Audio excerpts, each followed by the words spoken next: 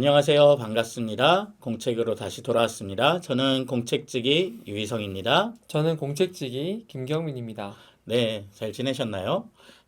잘 지냈습니다. 네, 아, 저한테 저희, 물어보신 거군요. 네, 네. 네, 그러네요. 우리 보시는 분들도 잘 지내셨나요? 네. 음, 저희가 지난달부터 작은 시리즈를 하고 있습니다. 네, 두 번으로 이어지는 시리즈를 하고 있는데요. 안식 시리즈.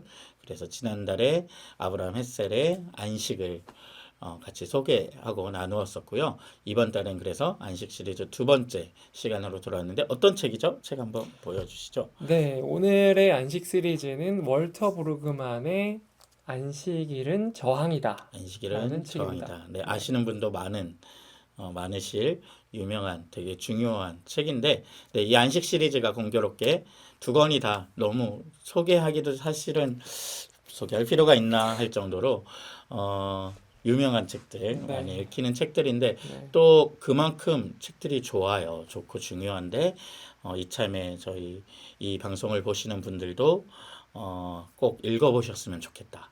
그리고 얼마나 이 책들이 중요한 이야기, 좋은 이야기들을 담고 있는 왜 명저인지를 알 수 있는 책들이어서 소개해 드리게 되었습니다. 네, 또 이 안식이란 주제가 너무 중요하고 또 애써야 되는 지난달에도 말씀드렸다시피 맞습니다. 네, 그런 주제이기 때문에 요즘 안식 가운데 살고 계신가요? 네, 안식은 참 어려운 것 같아요. 일상 가운데서 어렵죠. 안식은 찾아서 이렇게 소유해야 되는 거이지 않을까. 그리고 안식일에 대한 또는 안식에 대한 개념들을 계속해서 하나님하고 누려야 되는 상황에 저를 만들어야 되는 거라서 잘 누린다고 했을 때는 글쎄요. 음, 글쎄요. 아, 근데 요즘에 애를 쓰는 건 있습니다. 네. 네. 어, 일부러 밖으로 나가요. 좀 아, 따뜻해지고, 네, 네. 네. 날도 좋아지고 있고, 예, 걷습니다. 너무 좋죠. 네. 아내랑 주말에 뭐 강변을 음, 걷든지 마을길을 걷든지 좀 걷고 있어요. 네. 네, 너무 필요한 일입니다. 네. 네, 경림 목사님 말씀해 주신 대로 그런 것 같아요. 우리가 온전한 안식의 상태라는 건 사실 쉬운 일은 아니고요. 그럼에도 불구하고 우리가 이 세상이 안식하지 못하는 세상이고 이 세상이 주는 삶의 방식이 안식하기 어려운 방식을 우리에게 부여하고 있기 때문에 애써서 그 안식을 향해 계속 지향으로 조금 더 안식에 머물 수 있도록 계속 지향하는 상태에 가깝다는 생각이 듭니다. 네.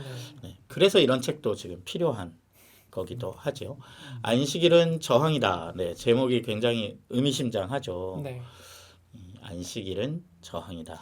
안식일은 저항이다. 이게 월터 브루그만이라는 분이 쓰셨는데 목사님이 이분의 소개를 좀 간략하게. 네, 월터 브루그만 뭐 네. 소개해 무엇 하나 입이 아프지 두말하면 입이 아프지라고 할 만큼 우리 시대 사실은 가장 중요한 구약 성서학자 이면서 대표작으로 예언자적 상상력이라는 책 굉장히 유명하고요. 사실 이분의 책들은 다 중요한 저서라고 할 수 있습니다. 이분이 특별히 관심을 가지는 분야는 구약 성경을 통해서 우리 시대가 당연하게 받아들이고 있는 어떤 시대적 프레임들이 사실은 굉장히 우리가 다시 의심해 봐야 되고 질문해 봐야 되는 성서가 지향하는 것, 하나님 나라가 지향하는 것과 굉장히 다른 방식으로 우리의 세상과 우리의 삶이 형성되어 있다라는 문제의식을 가지고 계세요. 네. 네, 맞아요. 안식일은 저항이다도 약간 그런 문제의식을 굉장히 노골적으로 사실은 담고 있는 맞아요. 책이죠. 구약 학자이시다 보니까 진짜 구약에 나와 있는 성경의 의미들을 일상으로 자꾸 갖고 오셔서 계속 접목해 주셨어요. 네, 그 이 책이 네, 많이 나와 있습니다. 그 저항이다라는 얘기들이. 제목이 이분의 문제인식에 굉장히 가까운 단어이기도 한 것 같습니다. 네. 저항이다. 모르겠어요. 잘 번역했는지는 잘 모르겠어요. 읽으면서 이따 말씀드릴게요. 네, 저항이다. 알겠습니다. 네. 네, 이 어떤 책은 출판사 책이죠? 네, 이 책은 최근에 이 출판사에서 책이 한 권 나왔습니다. 아주 되게 유명한 책인데, 아, 유명해질 책인데, 야고보의 편지라는 책이 이 출판사에서 나왔어요. 네, 복 있는 사람, 말해 뭐해, 똑같이, 야구의 네, 편지는 누구의 책인가요? 야고보의 편지 다 아실 거예요. 네, 아신대학교에 진짜 저명해지신 우리 정성국 교수님의 책입니다. 그래서 야고보를 읽으실 때 깨알 이렇게 해도 돼요? 깨알 홍보? 네, 하시죠. 야고보서를 읽으실 때 곁에 두고 꼭 반드시 읽어야 되는 책이라고 생각을 합니다. 아, 네, 네. 네. 어제 목사님이 막 이렇게 최병희 전도사와 함께 이야기 나누면서 야고보서와 관련된 주석 혹은 그걸 해석해 놓은 책들 좀 뭐 찾아봤는데, 단행본들. 네, 단행본도 찾아봤는데 거의 전무하죠. 야고보서 다룬 책이 우리나라 국내서 중에 진짜 많지 않습니다. 네네. 그래서 그 중에서도 좋은 책은 더더구나 없고요. 네, 하나님 나라 복음을 가지고 있는 저자가 그 시각으로 함께 그 야고보서를 집필한 책은 아마 유일하지 않을까요? 라는 생각을 네, 네, 어제 막 나누었어요. 네. 어쩌면 다음 달 공책쯤에서 또 이야기하게 될 수도 있는데, 네. 네. 이번 책을 얘기하셔야죠. 네, 본분을 망각하고 그래서 복 있는 사람에서 출판을 했습니다. 그럼 이제 안으로 좀 들어가 볼까요? 네, 이 안식일은 저항이다라는 책은 굉장히 독특한 컨셉을 가지고 있어요. 여러분은 안식일은 저항이다라는 제목을 듣고 구약성서학자가 어떤 말을 할 것 같으세요? 어떻게 이야기를 좀 꾸려 나갈 것 같으세요? 근데 이 책은 굉장히 명확한 메타포 그리고 하나의 컨셉을 가지고 있는데 바로 십계명을 다루고 있어요. 되게 의외라고도 할 수 있지만 사계명의 안식일을 거룩히 지키라라는 계명이 있는데 그 계명을 중심으로 사실은 이 십계명이 그 안식에 대한 주제들을 어떻게 담고 있고 하나님께서 그것을 우리 인간들에게 주고 있는지를 담고 있는 책이라는 굉장히 심플한 컨셉을 가지고 있습니다. 근데 이 십계명이 중요한 이유는 하나님이 원하시는 사회 시스템의 원형이에요. 사실은 십계명이. 그냥 우리가 그걸 어떤 율법과 규칙으로만 이해를 하는데 사실 십계명은 그보다 훨씬 중요한 의미를 담고 있습니다. 그래서 십계명이 무엇을 지향했고 곧 하나님께서 우리 인간들의 삶에 어떤 사회가 되기를 어떤 관계 안에 살기를 그 원형을 담고 있기 때문에 십계명을 다루는 건 굉장히 중요하고요. 그래서 십계명은 우리 신앙과 하나님 나라를 이해하는 가장 본질적이고 원초적인 질문이자 탐구라고 할 수 있고 그런데 그 십계명이 이 안식에 기반한 삶을 이야기한다라는 것이 월터 브루그만의 주제이고 이 책의 메인 주제라고 할 수 있겠죠. 네, 맞습니다. 그래서 보시면 차례를 보시면 계명에 대한 이야기로 시작을 해요. 안식일과 첫째 계명. 그래서 이 연관성이 어떻게 되어져 있는지를 월터 보르그만이 자세하게 설명을 합니다. 그러면서 책의 후반부로 가면서 네 번째 계명 이후에 다섯 번째부터 열 번째 계명 통합하면 이웃과 관련된 이야기들을 어떻게 안식과 연관시키는지를 이 책을 통해서 살펴보실 수 있습니다. 이게 지난달에 다룬 이제 아브라함 햇셀과 이 안식일은 저항이다라는 두 책의 관계가 조금 재미있는데요. 지난달에는 저희가 유대인 학자, 유대교 학자의 책을 저희가 그 입을 통해서 안식의 의미를 찾아봤다면 이번에는 완전히 개신교 학자죠. 월터 그만의 안식의 또 의미를 월터 그만이 말하는 안식의 의미를 추적할 뿐더러 좀 책의 느낌이 조금 달라요. 그렇죠? 안식이라는 책, 햇셀의 안식이라는 책은 좀 더 함축적이고 뭔가 시적인 언어들을 담은 약간 상징도 많은 그런 책이었다면 이 책은 훨씬 집요하게 이 안식의 의미를 파고드는 책이라고 맞아요. 느낀 것 같습니다. 네, 맞아요. 안식일에 대한 이야기를 왜 안식이 저항인지에 대한 이야기로 시작을 하는데 그 다섯 개의 단어가 여기 이렇게 기록되어 있어요. 네 개군요. 불안, 강요, 배타주의, 과중한 일. 저희가 안식할 수 없는 이 땅 가운데에서 세상에서 저에게 계속 제공해주는 네 가지의 이 요소들을 어떻게 저항해야 안식으로 들어갈 수 있는지에 대해서 말씀하신 것처럼 굉장히 집요하게 그리고 그것을 조금 더 깊이 있게 바라볼 수 있게 하고 있습니다. 맞습니다. 그래서 사실은 비슷한 이야기를 같은 문제의식을 저는 가지고 있다는 생각이 들었거든요. 햇셀의 책도 그렇고 브루그만의 책도 그랬는데 햇셀의 책도 축을 바꿔야 된다는 이야기였고 결국 월터 브루그만도 삶의 어떤 프레임과 바라보는 방식과 사는 방식을 바꿔야 된다라는 이야기를 하잖아요. 근데 네. 햇셀은 뭔가 이렇게 시적 언어로 우리의 영감과 어떤 감성을 충격파를 주면서 그렇게 접근을 한다면 월터 브루그만은 굉장히 방금 경민 목사님 소개해 주신 키워드들을 가지고 너의 현실, 우리의 일상을 네. 진짜 파고들어서 질문을 하게 하는 맞아요. 그래서 구체적으로 우리가 뭘 바꿔야 될지를 파고드는 책이라고 할 수 있습니다. 진짜 고민케 하는 책이라고 저는 생각이 들어요. 들어오기 전에 잠깐 이야기 나눴는데 이게 얼마나 일상과 맞닿아 있게 이야기를 하냐면 스포츠에 대한 이야기를 합니다. 아, 네. 그 그죠? 얘기 안 하려고 그랬는데 네. 저는 아니, 오늘 이렇게 짧게 저한테 불리한 넘어가려고. 네. 이야기여가지고 근데 사실 주어져 있는 것들에 대해서 그냥 저항한다고 해서 벽을 뭐 이게 다른 얘기지만 어쨌든 네. 스포츠에 대한 이야기들을 하면서 정말 프로 스포츠죠. 특별히 네. 프로 스포츠. 그 일상 가운데에서 저희가 너무나도 쉽고 가깝게 다가갈 수 있는 일들을 어떻게 우리가 저항해야 할지 그걸 고민해 봐야 될지를 던져주고 있는 책이라서 진짜 월터 브루그만은 좀 너무 현실적이에요. 네, 이렇게 만들면 이게 무슨 말씀인가 할 텐데 제가 제일 인상 깊게 본 인사이트 중에 하나여서 이따가 이왕 경민 목사님이 이야기를 꺼내셨으니까 네. 제가 살짝 얼버무리며 넘어가려고 했는데 이따가 잠깐 얘기해보죠. 이게 알겠습니다. 무슨 맥락의 이야기인지도. 네. 네. 그래서 이 책이 오늘은 이 책이 준 좀 가장 감명 깊었던 좀 인사이트들 그런 걸 좀 나누는 시간으로 가지려고 해요. 경민 목사님은 이 책에서 뭐가 좀 이렇게 인상 깊거나 좀 특별히 본인에게 의미 있는 책이셨나요? 좀 사실 보면서 안식일은 저항이다. 아까 제목 이야기 했었잖아요. 일단 안식일은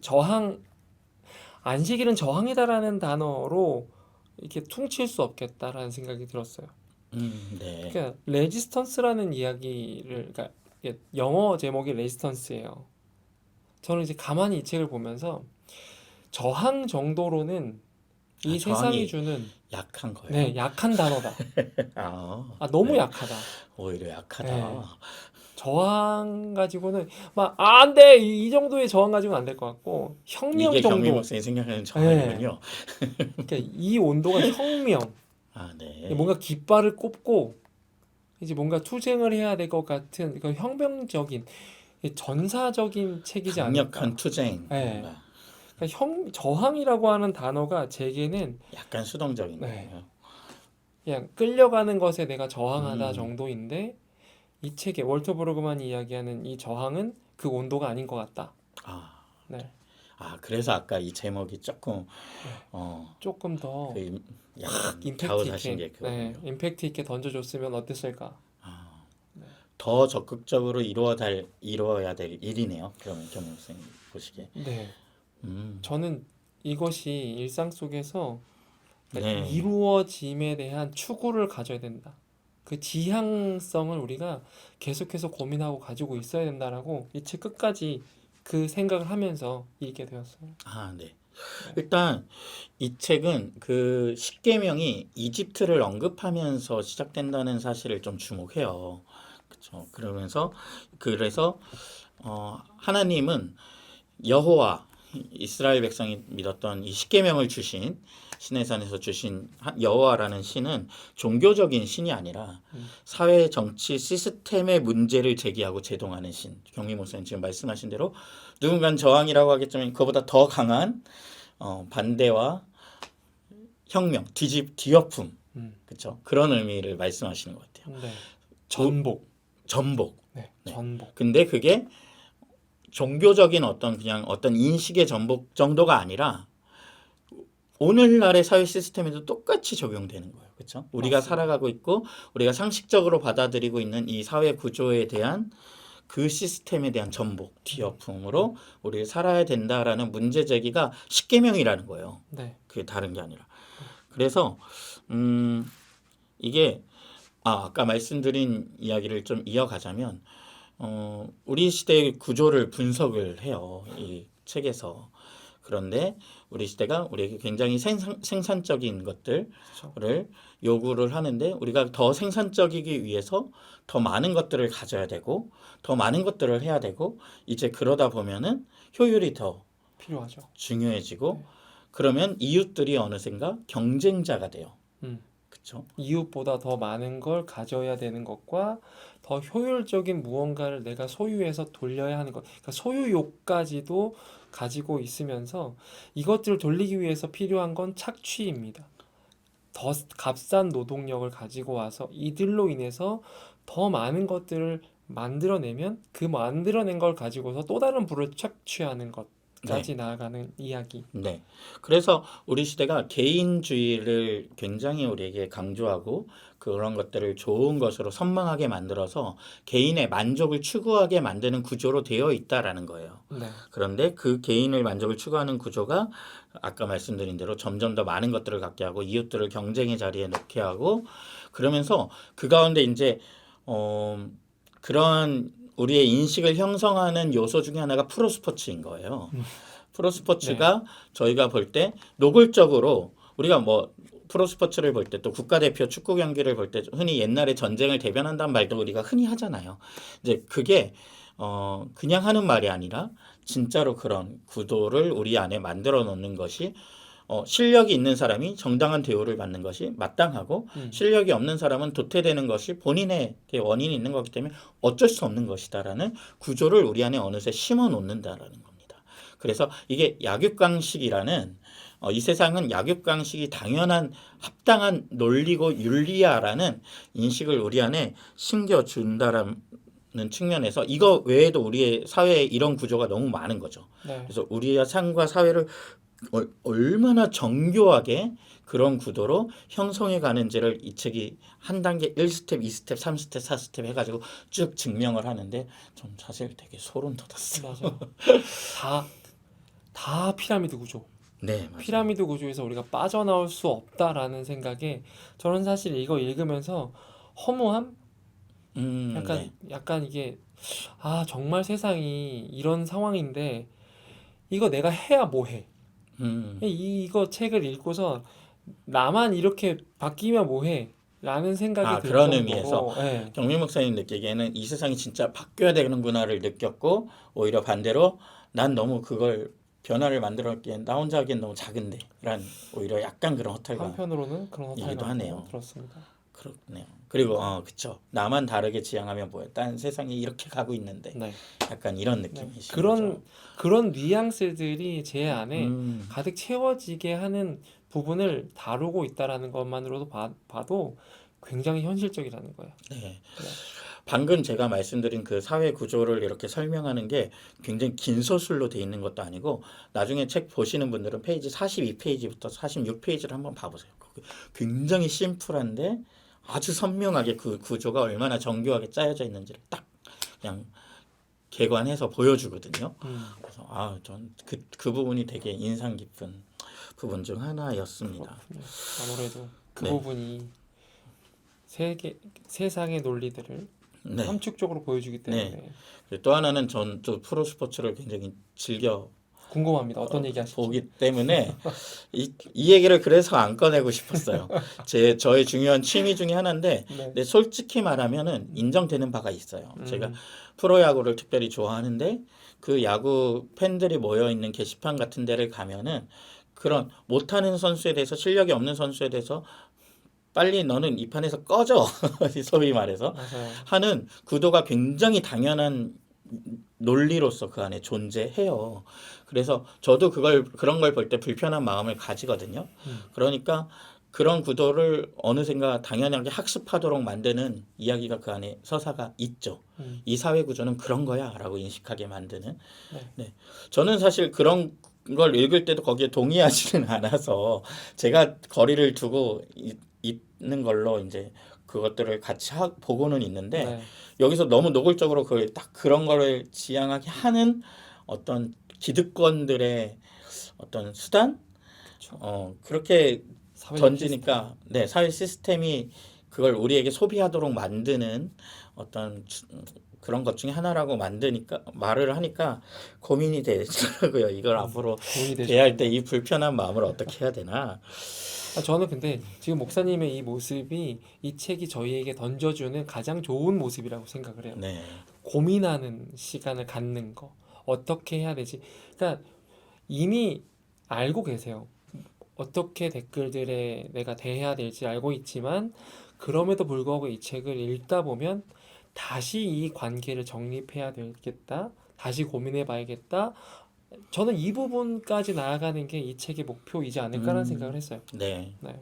이제 이 책에서 대조하는 것 중에 하나가 이제 이집트 문화와 십계명이 그런 배경에서 선포됐으니까 네네. 제국이었던 이집트 문화와 시내산에서 그 체제가 아닌 하나님께서 새로운 체제 내가 의도한 사회와 너희의 삶은 이런 거야라고 주시는 게 이제 십계명 안에 담겨 있다는 건데 전 되게 생각지 못했던 그리고 와 정말 그랬나 하고 약간은 충격이었던 내용 중에 하나가 뭐였냐면 네. 신해산의 계명이 선언되기 전까지는 이 생산에 있어서 시간적인 구분이 없었다라는 거였어요. 우리는 당연하게 일주일이라는 게 네. 당연한 삶을 계산하는 단위 네. 중에 하나고 하루는 쉬었겠지. 네, 하루는 쉬는 거잖아요. 뭐 일요일이든 뭐 토요일, 일요일이든 이렇게 그렇죠. 쉬는 개념을 가지고 있는데 예전에는 그런 시간적 구분 자체가 없었고 특별히 노예로서 어떤 생산 계급으로서 살아갔던 이스라엘 백성에게는 그런 어떤 매듭 이런 거 자체가 없었던 거겠구나. 네. 그냥 무한한 계속 생산, 쉼이 없는. 음, 그런데 하나님께서 그들을 이집트 사회로부터 불러내셔서 그렇죠. 너희는 이제부터 일주일 단위로 살되 내가 세상을 그렇게 창조했고 마지막 날은 나도 쉬었으니 너희도 안식일을 거룩히 지켜라. 라는 게 맞습니다. 이건 엄청난 급진적인 명령이구나. 지금도 우리가 이 얘기를 오늘 해야 되나 말아야 되나 고민했던 말들이 많은데 뭐예요? 네. 궁금합니다. 네. 저희 사역자들은 주 5일제가 아니에요. 네. 네. 그러네요. 그래서 실제로 어떻게 진행되냐면 저희 월요일에 보통 쉼을 가지잖아요. 네. 월요일은 제가 아파요, 보통. 보통. 네. 네, 주일 막 밤새서 막 주일을 준비하고 토요일 주일 보내고 나서 월요일에 이제 아프고 정신없죠. 사실은 맞아요. 일주일에 하루 정도 더 있어야 가족의 시간을 온전히 보내는데 네. 그게 안 됨이 삶에 계속 이건 좀 문제가 있다. 우리 가족에게도 미안한 일이다라는 부채의식을 저는 계속 사실은 가지고 있거든요. 그렇죠. 네. 근데 저희가 주 이틀 정도는 쉬는 게 맞는 것 같아요라고 말하는 데 있어서 수혜자가 저희라는 생각 때문에 그런 문제 제기를 사실 말을 못 꺼내요. 조심스러운 거죠. 조심스럽죠. 네. 그런데 하나님께서 아니야 너희는 일주일에 쉼이 없었던 매달 쉼의 리듬을 가져야 돼 라고 말하는 게 진짜 급진적인 명령이다. 지금 우리도 이렇게 말을 꺼내는 게 너무 힘들고 맞아요. 변화를 가져온다는 게 너무 어려운 일인데 이 시대에도 그렇게 맞아요. 하는데 네, 그렇습니다. 저는 이제 말씀하신 거에 이어서 하나님께서 쉼 없는 이집트의 생활 속에서 꺼내셨잖아요. 그리고 나서 이들에게 보여주었던 모습이 되게 혁명적입니다. 네. 네, 계속 혁명적이라는 단어를 제가 이렇게 꺼내는 이유는 경민 목사님은 이걸 진짜 이 꽂혔어요. 책을 네. 이거 제가 그냥 설교에 집어 넣어주고 싶으신가 봐요. 이거 제가 뭐 지난달 보셔서 아시겠지만 작년 설교에 맞습니다. 네, 거의 베이스로 썼던 책이라서 레퍼런스로 삼으셨던 책 중 네, 하나죠. 네. 그래서 가만히 잘 생각해 보시면 이들에게 정말 최소한의 노동을 하나님께서 허락을 하시고 그러니까 그 노동이라고 하는 게 거의 이동하고 가족과 함께하고 양육하는 정도의 이야기 그 안에서 하나님께서 쉬실 수 있는 구조를 명확하게 만드셨다는 건 음식 네. 그 음식을 어떻게 자기들이 먹을 수 있느냐 그리고 6일째가 되었을 때 어떻게 7일째 온전히 쉴 수 있게 하는가에 대한 이야기들을 다시금 생각하게 됐어요. 네. 이집트에서 끄집어내서 똑같은 삶에서 하루 쉬어라고 한 게 아니라 전혀 다른 사회 구성을 이들에게 심어주기 위해서 다시 말하면 가나안으로 들어가서 그곳에서 정착하기 전까지 이들의 생각을 완전히 다 뒤바꾸기 위해서 하나님이 굉장히 혁명적인 일들을 하셨구나. 최소한의 노동과 온전한 쉼을 누릴 수 있는 방법을 이동하는 내내 가르치셨구나라는 생각을 이 책을 통해서 하게 됐습니다. 지금 찾고 있는데 어느 네. 부분인지 잘 모르겠어서 페이지는 말씀을 못 네, 드리겠네요. 저도 이 비슷한 경희 목사님 말씀하신 이야기를 굉장히 중요한 이야기 중 하나로 봤거든요. 왜냐하면 저희가 이런 안식에 대한 이야기들도 하고 지향에 대한 이야기들도 하지만 대부분 마지막에 남는 질문은 뭐냐면 어, 그렇게 지향하면 결과적으로 어쨌든 이 사회에서 손해보는 게 생기고 맞아요. 경제적으로 어렵고 생계 유지가 어렵지 않나요? 라는 굉장히 너무 이상적이고 너무 뭔가 하늘을 둥둥 떠다니는 떠다니는. 것 같은 땅에 발붙이지 않은 것 같은 이야기가 아닌가요? 라는 찝찝함으로 이 안식의 이야기를 결국 고민만 하다가 넘겨버리는 경우가 많아요. 그런데 지금 방금 말씀하신 데서 이 월터 브루겐이 뭐라고 하냐면 이 불안의 요소를 다루잖아. 굉장히 결국 이게 다르죠. 불안 때문에 안식으로 못 가는 거거든요. 맞아요. 이 사회가 또 우리의 불안을 자극하는 방식으로 형성돼 있고, 네. 네. 그런데 하나님께서 쉬라고 하신 것은 뭐 어디였냐면 심지어 광야였다는 얘기를 해요. 음, 그러니까 뭐가 충분한 곳에서 너희는 이것도 있고 이것도 있으니까 하루쯤 쉬어도 되라고 말한 게 아니라 아무것도 없는 광야로 꺼내셔서 심지어 여기가 광야지만 너희가 하루를 쉬어야 돼. 광야지만 7년째에는 쉬어야 돼. 라고 말씀하셨다라는 거예요. 그러니까 아무것도 없는 순간, 우리가 가장 불안해하던 그 순간에조차 하나님은 거기서 너희는 아니 거기서도 안식해야 돼. 맞아요. 그것만이 너희의 삶이 살 수 있어라고 말하셨다는 거예요. 네. 인간됨을 유지하고 서로의 이웃됨을 유지하고 우리가 정말 하나님이 의도하신 모양대로 살기 위해서는 그 안식이 반드시 존재해야 된다. 어디서? 광야에서라도. 네. 이 이야기는 이제 불안이라고 하는 부분에 나오는데 저는 특별히 66에서 67페이지 안에서 이런 생각들을 좀 하게 되었어요. 그래서 전체 내용을 다 읽어드릴 수 없어서 그냥 페이지만 말씀을 네, 드리겠습니다. 네.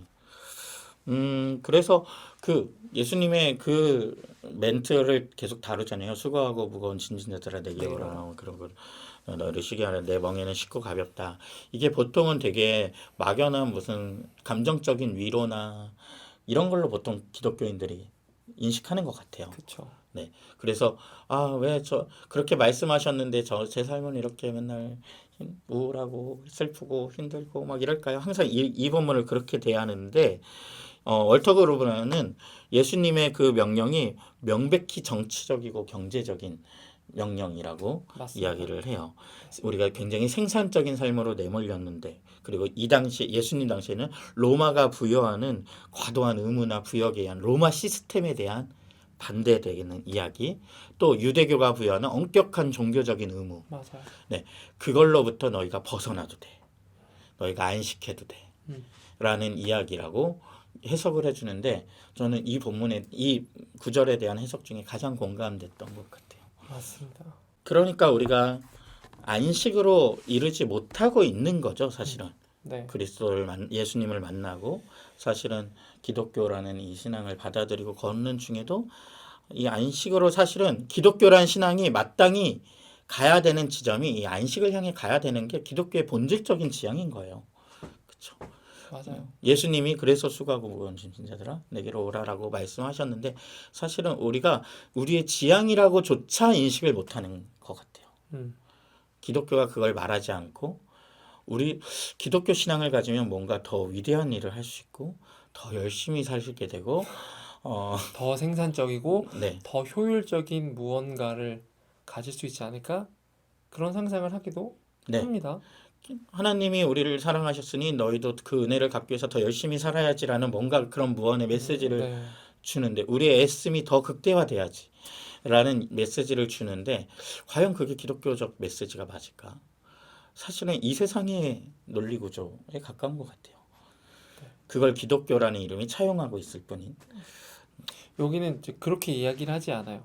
그러니까 계속 이제 하나님과 관계 속에서 안식을 한 기독교인들은 크리스천들은 이 안식이 누구를 위한 안식인지에 대한 이야기를 합니다. 그러니까 나 혼자 잘 먹고 잘 살고 잘 쉬는 것에서 멈추는 게 아니라 십계명의 5번째부터 있는 이웃에 대한 바라봄을 실천해야 한다라고 월터 브루그만은 우리에게 이야기해 주고 있어요.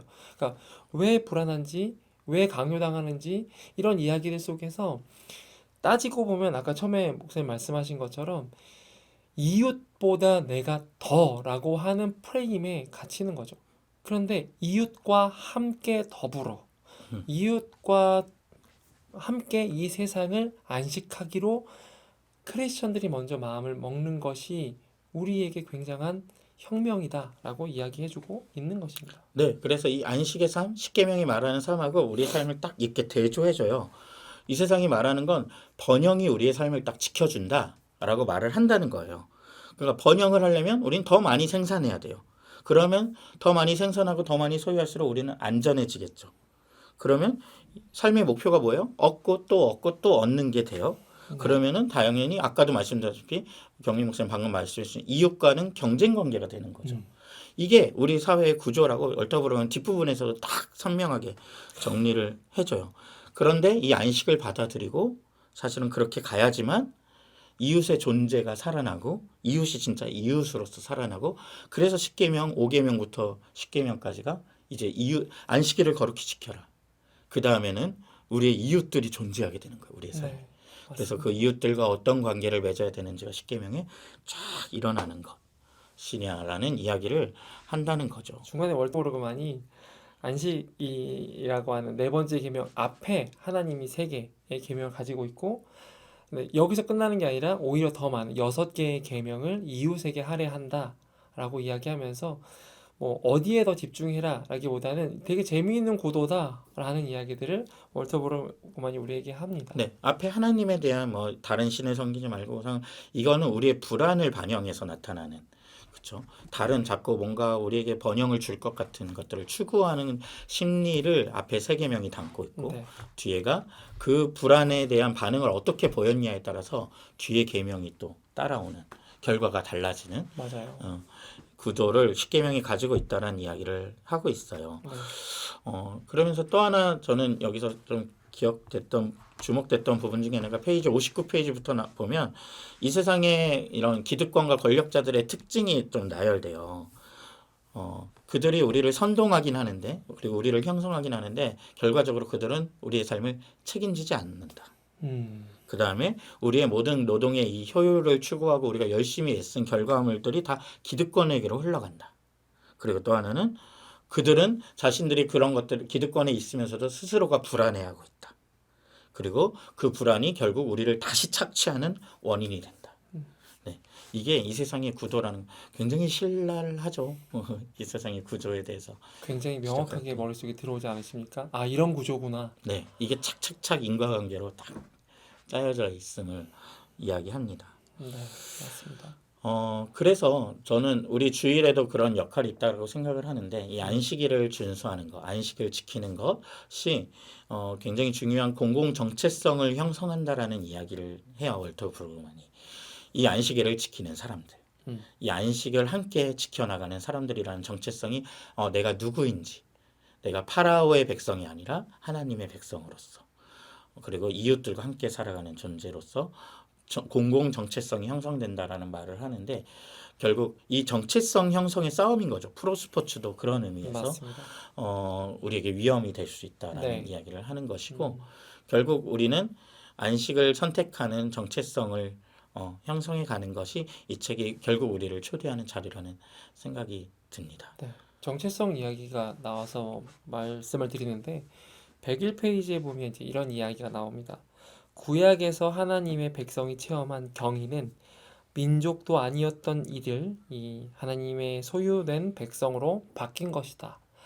다시 말하면 출애굽할 당시에 하나님의 자녀들, 그러니까 이스라엘 백성과 함께 딸려온 무리들이 있었다고 이야기를 해요.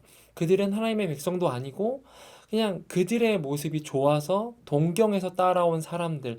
하지만 그들과 함께 어울려 지내면서 하나님은 이들을 하나님 소유의 백성으로 바꾸셨다. 그렇게 칭하셨다라고 월터 브루그만이 우리에게 이야기를 합니다. 다시 말하면 저희도 그렇다라는 거예요. 저희의 정체성도 이 세상에 이끌려가는 정체성이 아니라 하나님의 소유된 백성, 그분의 통치 아래 들어가 있는 자녀들이라고 하는 것이죠. 그렇기 때문에 계속 저희가 저항의 자리로 들어가야 한다라는 것, 그것을 선택해야 한다라는 것이 맞는 말인 것 같습니다. 네. 저는 이 책 보면서 일단은 난이도가 높지 않아요. 그렇죠? 그렇죠? 굉장히 네. 성서적이고 구약학자의 책이어서 이 책을 읽다 보면 이제 십계명과 안식에 대해서 굉장히 깊이 있는 와, 십계명이 이런 거였구나 하는 좀 그런 걸 얻을 수 있고요. 월터 브루그만이 이렇게 편리하게 글을 또 쓰는구나 맞아요. 라는 또 새로운 발견도 있었어요.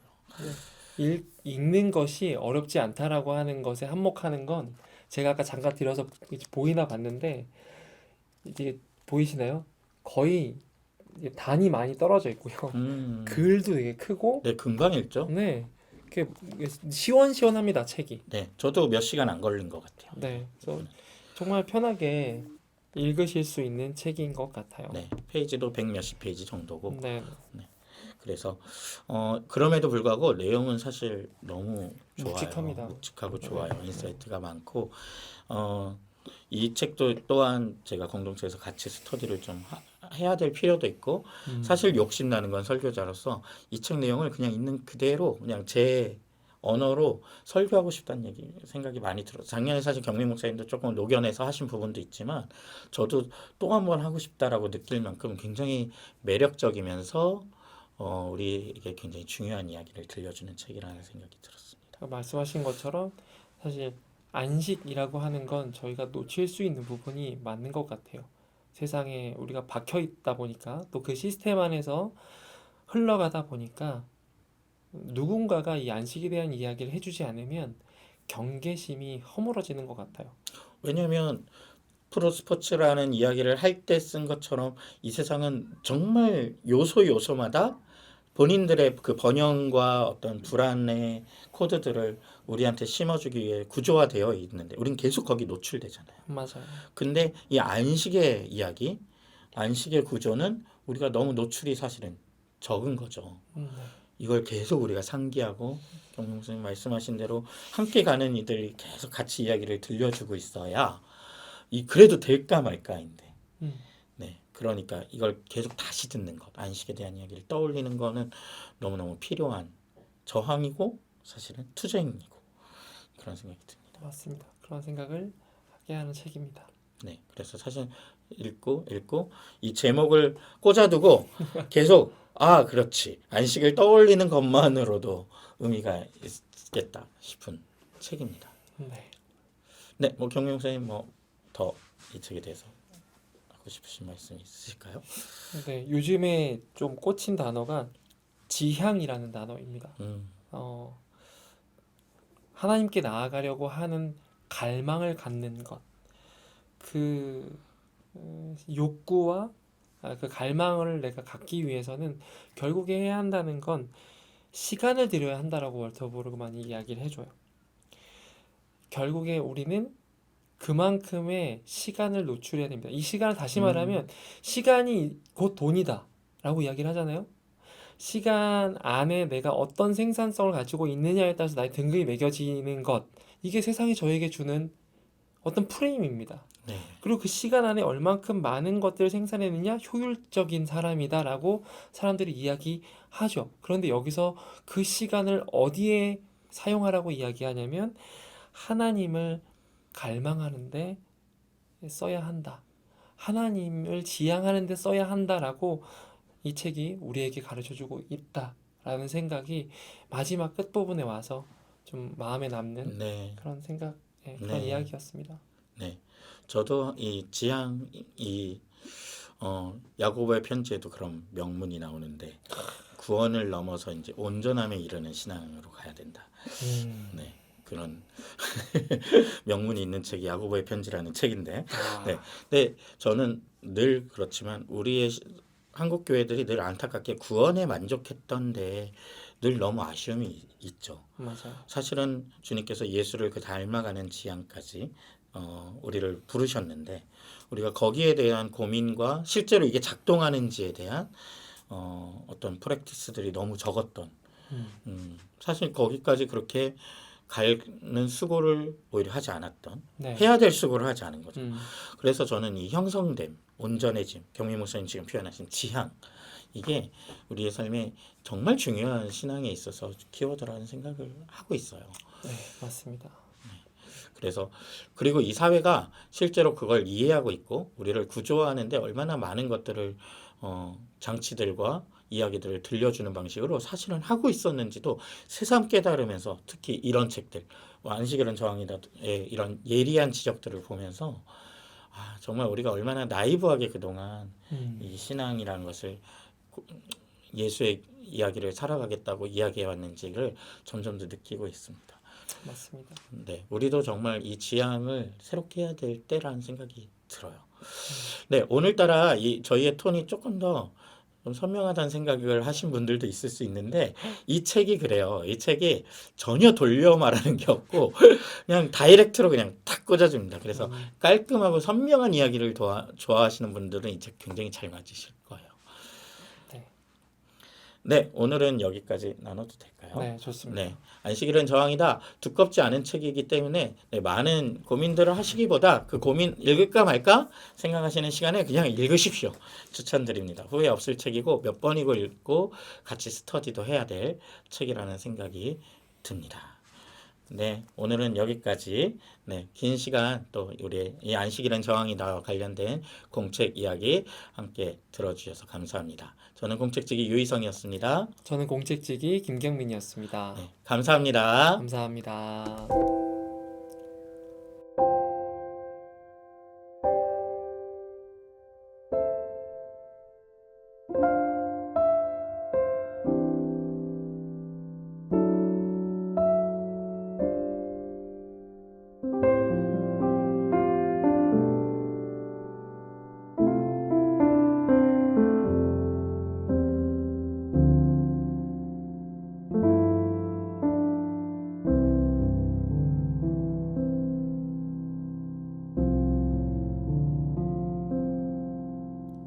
깊은 숨을 마시며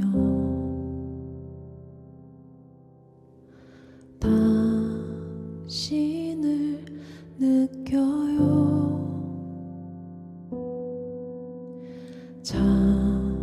잠잠히 찾아오시는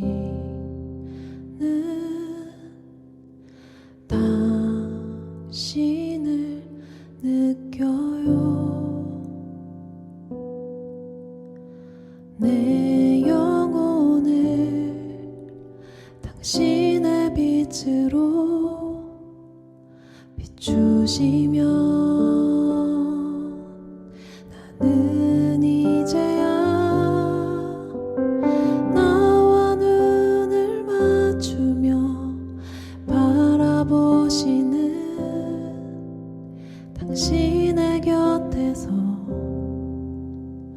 울고 웃으며 기대기도 하고 잠들기도 하며 당신과 안식합니다.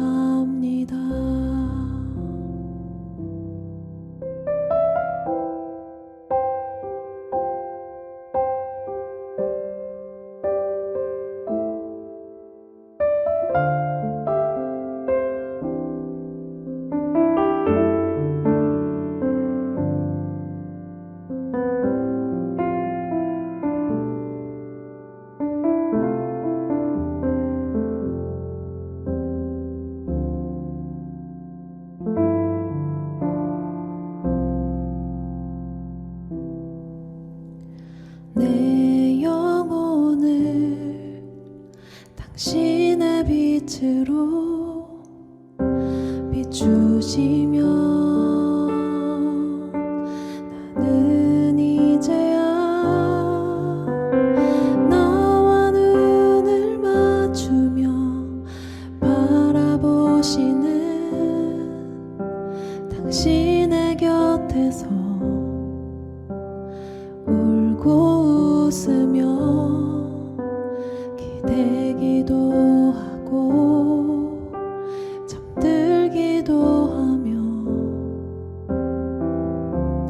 당신과 안식합니다.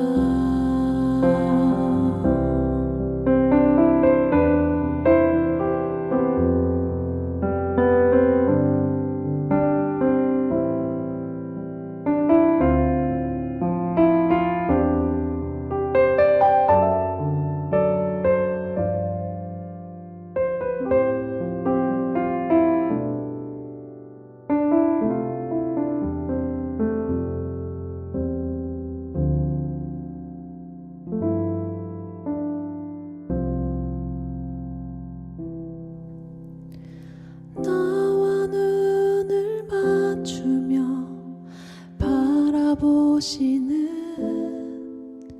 당신의 곁에서 울고 웃으며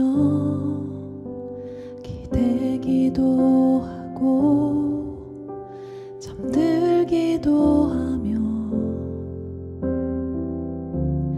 당신과 안식하는